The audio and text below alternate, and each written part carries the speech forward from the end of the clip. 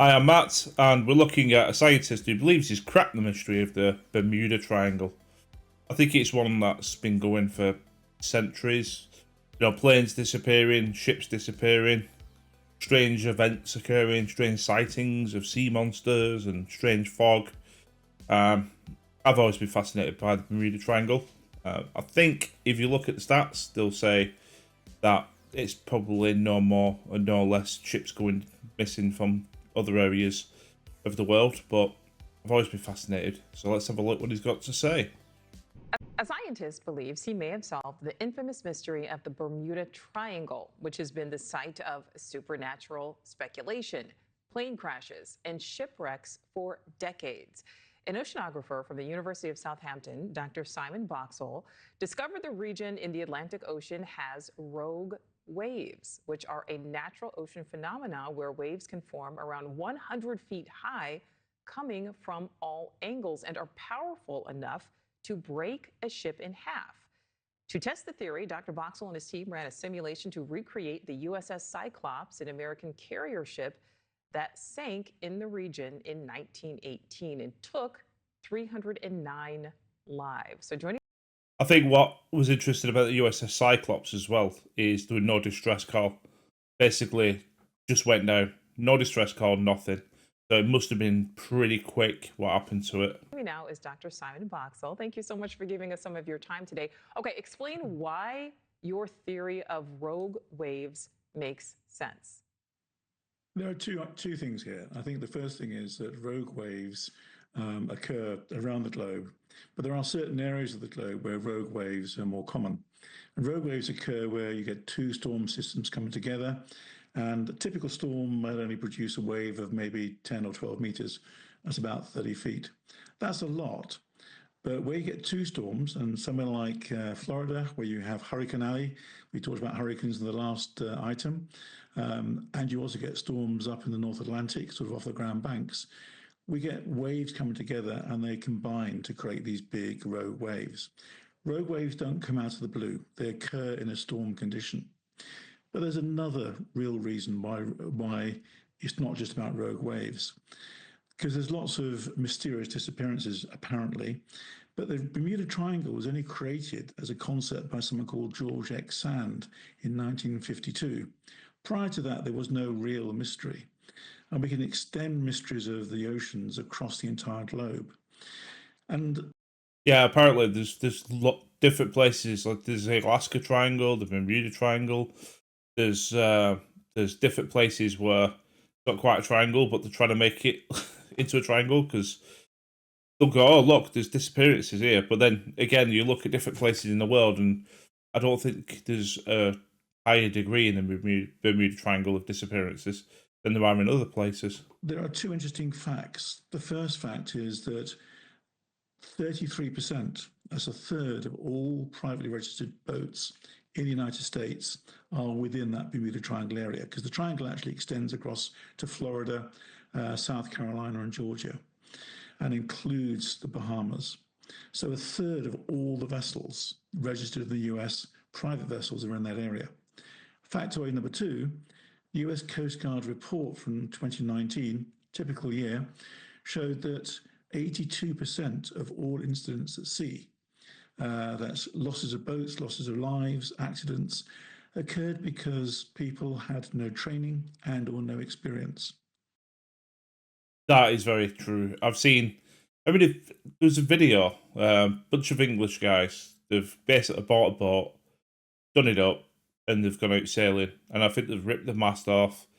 They've had to be rescued a couple of times. And it's, yeah, you've got to pay homage to the sea. I mean, nature is absolute.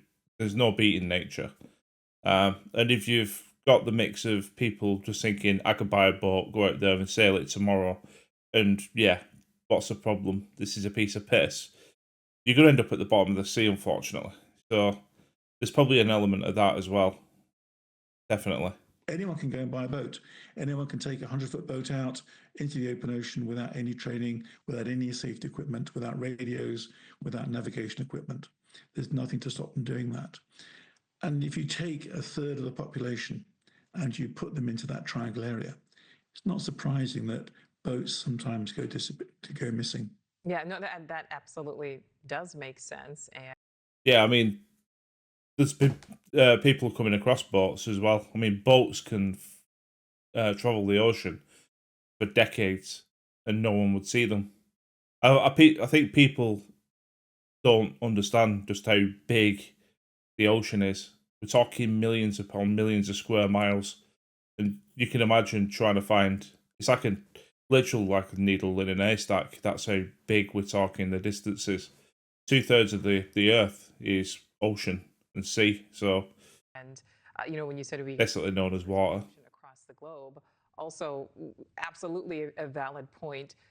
How does this theory, though, account for the planes which have seemingly I was waiting for someone to say that. disappeared, and the claims that, you know, plane instruments start failing when flying above this area? Yeah, and there's a bit of a the famous one here is the flight. I think it was a naval flight back in 1949 that went missing. Flight 19. And the argument is that it's a flight of experienced aviators, and they shouldn't have got lost, and there must be something mysterious, the instruments playing up. The reality is, of course, in 1949, there was no GPS, there was no navigation systems. It was usually, particularly for a solo flight, by eye. In other words, you looked down at the ground beneath and you worked out where you were. I don't think it was a solo flight though. Was it Flight 19 in the Bermuda Triangle? I think it is, right? Flight 19 went missing. But Flight 19 was basically about 6 planes flying in formation. And they went missing. And the planes have never been found to this day. Now that particular flight was actually a training flight. And apart from the trainer themselves, all of the people flying, all of the aviators were actually students. They were novices. And they've been flying, doing some exercises. And the reality is that as they turned to head home, they were using by sight navigation. And the trainer was renowned for being a little bit pompous and said, right, we're going this way, chaps. And the students actually pointed out that they felt he was wrong. He then berated them for questioning his judgment. And this was actually picked up by radio from the ground station. So they knew that there was some argument about where they were. And it turned out they turned left instead of right and ended. I didn't hear that. I didn't know that. I've seen a few documentaries about Flight 19, but I didn't know that they weren't all experienced. They were just all students flying. And I didn't know that he was berating them over the radio. That's new details to me. Up going out into the open sea. And of course, eventually ran out of fuel. Small aircraft, huge ocean, the chances of finding them is zero. Thank you for watching.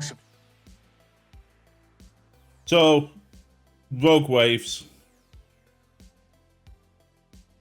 Okay. I don't think it can account for all the mysteries of the triangle, but I think he's got a point.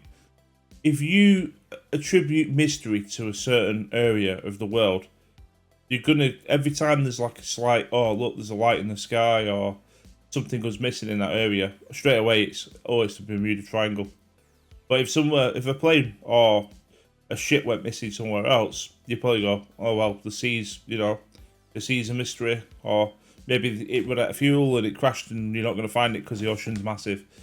You don't attribute any mystery to it. So I think he's got a point. If you attribute mystery to a certain area, whatever happens in that area then becomes part of the mystery. So I think the Bermuda Triangle was always an area that I was really interested in, but I think over time I've come to realise that it's probably no more mysterious than anywhere else in the world. Rogue waves, could that attribute to some of the bigger ship losses, like the USS Cyclops? Yes. Flight 19, I think we'll get found eventually. Nothing goes missing forever. It's just the fact that, unless you're going out there looking for it, I think someone will come across it. Don't forget, people have been going searching for, was it the Endeavour? Captain Cook's ship? I can't remember the name of it. But there were 2 ships, basically, that, they were famous trying to make the passage. And they went missing, and what, 100 years later they've been found now, and people have been looking for them. So yeah, what do you think? Do you think there's anything to the Bermuda Triangle? Do you think there's other places in the world that actually deserves a better title, and a better sort of hierarchy than the Bermuda Triangle? Alaska Triangle sort of jumps out at me. I don't know. Anyway, you take care, and I will see you on the next one. Cheers.